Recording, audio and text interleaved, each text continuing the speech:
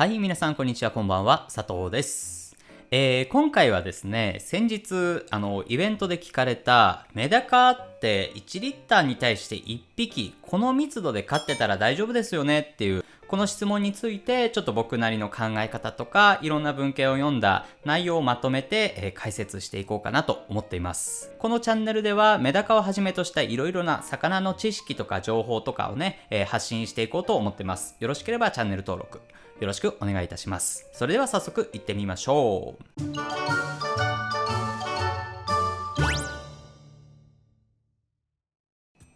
はい、ということで、1リッターに1匹っていうこの基準ですね。こちらなんですけども、結論から先に言うと、僕は半分正解半分間違いだと思っています。で、その理由についてちょっと順番にね、お話ししていこうかなと思うんですが、まずね、この理由、半分正解だと思ってる理由っていうのは、ロカバクテリアが十分に定着して安定している水質、環境の場合は、1リットルあたり1匹、この基準でも十分メダカの場合は飼育できると思ってます。で、むしろね、この1リッター1匹以上でも飼育できると個人的には思ってます。ただ一方でですね、その半分間違いだと思う理由としては、水槽の立ち上げ初期とか、水質がね、ガラッとこう変化したタイミングとか、要は水質が安定してない環境の場合は、1リッター1匹ではね、ちょっと多すぎるかなというのが僕個人の印象です。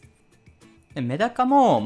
人によってそれぞれね、いろんな飼い方がある中で、あくまでも平均的な話、もういろんなその基準、バラバラな飼い方を一つにまとめて言った場合に、この1リッター1匹ぐらいが一つの基準になるんだと思うんですけども、人によってね、それぞれ飼う環境ってもうバラバラじゃないですか。なので、この凝縮して言えば確かにこの平均値で言えばこんな言い方になるんでしょうけど、一概にこの1リッター1匹っていう風にはね、簡単にまとめられないというところが、またこのね、生き物飼育の難しいところであり面白いところかなと思います。で、そもそも1リッター1匹の場合っていうのは、水槽の大きさってどれぐらいなんでしょうね、皆さん。10リッターぐらいの場合もあれば、60リッター、60センチ水槽の場合もあるでしょうし、結構バラバラだと思うんですよね。で、さらに言うと、餌やりの回数、みんな1日1回ですか2回ですか？いやいや、僕が見たことあるメダカ屋さんなんかは1日6回7回あげてる方もいますし、さらに餌の種類によってもね、人によってかなり使ってるもの違うと思います。で、さらに言うと、じゃあフィルター、皆さん何使ってますか？投げ込み式フィルターですか？上部式ろ過ですか？外部フィルターですか？もうこれもね、人によってバラバラですよね。こんな感じで、結局、1リッター1匹で飼ってる人、仮に皆さん1リッター1匹で飼育してたとしても、その人たちがその1リッター1匹を維持するためにやってる餌とかフィルターとか水槽のサイズとか、その他もろもろ、もう人によってかなり違うっていうのが実際のところだと思います。で、一つじゃあ水量だけに話を絞っていったら、水量の場合は皆さんね、水量って人によって変わりようがないので、1リッターは1リッターですよね。人によってこの1リッターの基準が変わるってことはないと思います。ただ、この水量を仮にじゃあ固定したとしても、皆さん一律で10リッターで飼ってますっていう風に考えた場合でも、餌やりの回数、これね、変わってきますよね。で、餌やりの回数がさらに一緒だとしても、さっき言ったように、餌によって栄養価があるけど汚れやすい餌があったりとか、比較的こうね、水を汚しにくい餌があったりとか。で、さらにその回数が一緒でも、今度じゃあ人によってあげる量ってまた違いますよね。もうよく数分で食べきる量って言っても、じゃあこれ皆さん実際にグラム数測ってあげてますかって聞いたら、多分ほとんどの人はグラム数を測ってないと思うんですよ。なんとなくパッてやったりとか、数分っていうのも絶対時計見ながら、よし、3分でこの子たち食い切ったぞとかって、きっちりね、ストップウォッチとかで測ってやってる人なんてほぼいないと思うんですよね。で、フィルターによっても、その種類によっても違うし、フィルターのサイズによっても違うし、さらに底砂ね、赤玉土とかソイルとか、そんなのを入れてるか入れてないか、その量によっても違うし、その入れてる量によって今度バクテリアの能力とか、その定着してる量とかも変わってくると。で、さらに言うと水替えの頻度も人によって違うと。こうなってきたら、なかなかやっぱ一つの基準設けるのって難しいと思いません？で、この基準をあえて、僕なりにちょっと解釈して言い直すんであれば、1リッター1匹というのは水質が出来上がった環境なら OK ですと。で、だけど立ち上がるまでの最初の1ヶ月ぐらいは少なくとも、3リッターに1匹ぐらい、さらにそれ以下ぐらいにするといいですよと、こんな感じでね、言い直せるのかななんて思ってます。じゃあ全部が全部この飼い方に当てはまるかというと、もちろんそんなことはありません。ちょっと改良メダカについてお詳しい方やったらね、知ってる方もいるかもしれないですけど、ブラックダイヤとかホワイトダイヤとかね、メダカを作られた中里さんっていう方、中里さんのね、魚僕めちゃくちゃ好きで、だいたい新しくこうリリースされたら結構早めにね、買って飼育してみるんですけど、この中里さんの飼い方ってすごい過密飼育なんですよ。中里さん自身はSNS とか多分やってないのかな、やってないと思うんですけど、ピーシーズさんの雑誌とか、あとインスタグラムなんかにもたまにこうアップされてるので見ていただきたいんですけどね、すごいんですよ。超過密。60センチ水槽だと思うんですよね。60リッターの水槽にもう数百匹が泳いでるんですよ。あれ見たらね、圧巻ですよね。なかなかあんな光景って見ることないので、でこれってもう1リッター1匹どころの話じゃなくて、ものすごい高密度で飼育してるんですよね。でこれは初心者さんにはほぼ真似できないと思います。っていうか僕も多分真似できないです。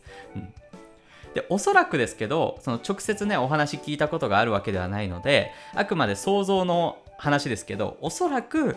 すごいpHの調整とかをシビアにされていて、水替えもかなりの頻度でされて、その水質っていうのを維持されてるんだと思うんですよね。でもうこう経験でね、これより、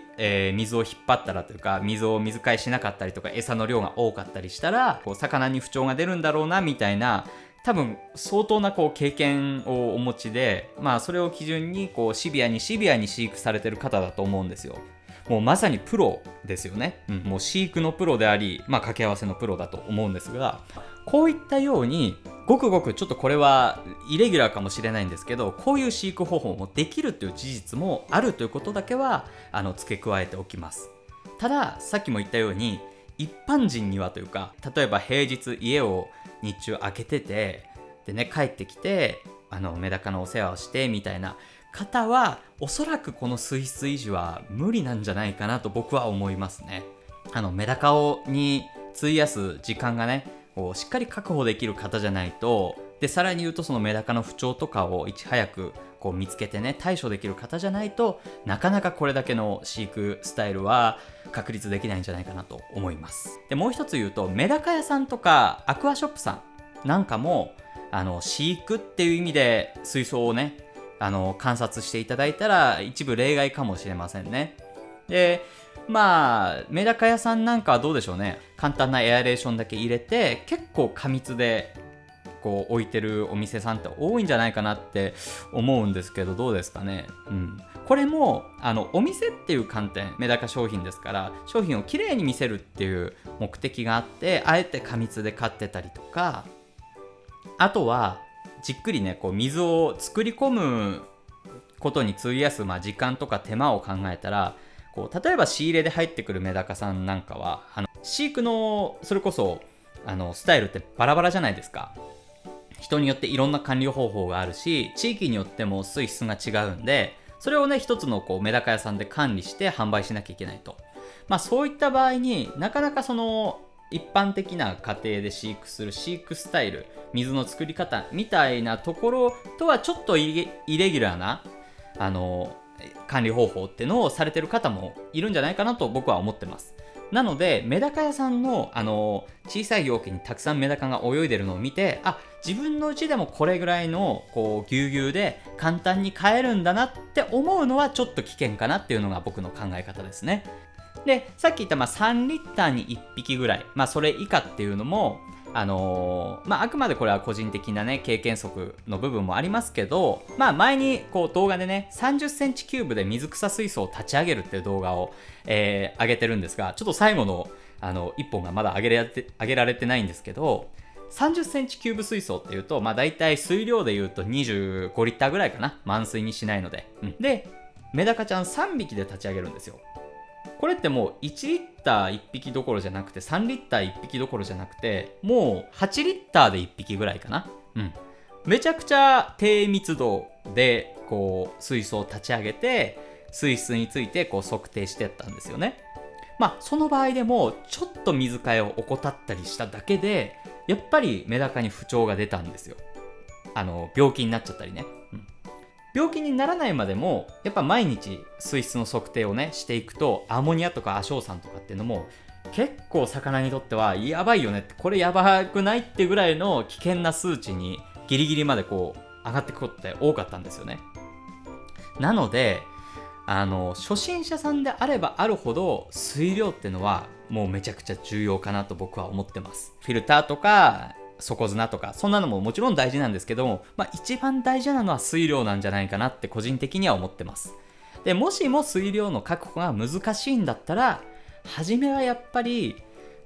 メダカの飼育匹数をできるだけ少なく始めるっていうのが失敗を少なくする、第一歩なのかなというふうに思いますね。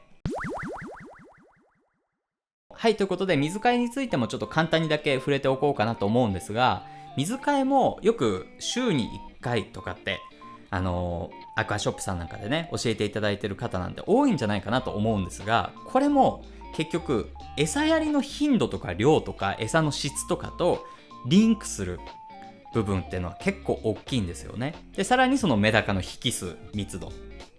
ここにもかなり大きく関わってきます。この週1回っていう基準もちょっとまた別の動画で詳しくお話ししようかなとは思いますが、安易にねもう週1回やっとけば全部 OK っていうのも危険な発想かなと思います。